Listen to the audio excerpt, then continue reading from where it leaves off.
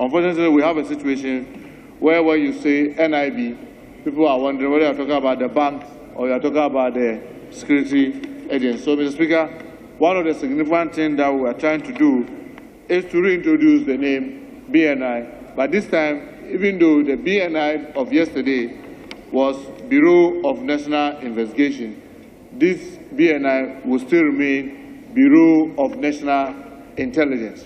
If you are not careful, you create conflict between a detailed ministerial role and the function of the National Security Coordinator, because he's supposed to coordinate all the activities within the space. So one of the things that we are trying to do is to keep this position as more or less of that of the president, and then he gets one of his ministers to play that oversight without the necessarily fine detailed designation of a minister for national security, so that as much as possible you try to avoid the conflict between the minister and the national security coordinator.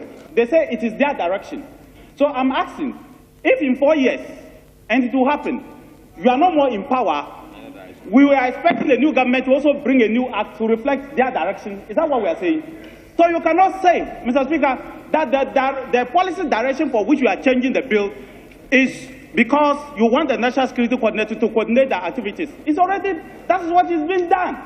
And so it will be dangerous for this nation to make that office an agency and say that Parliament shall audit its accounts just like what they are doing to others. I think it's a misplaced priority. If you do that, you will suffer. Take it from me.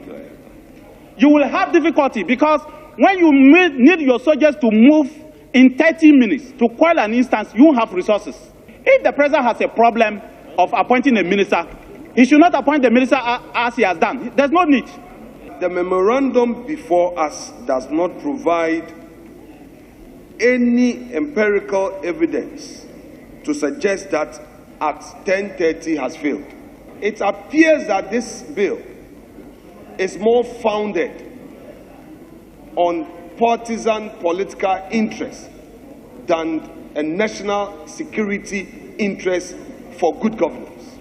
What is being proposed? So much power is being given to the coordinator. It is not clear how his powers are going to be fettered. Mr. Speaker, my submission is that if you give such powers to the coordinator and you do not provide for a clear path of responsibility, accountability, and oversight, it becomes problematic to you yourself as a government.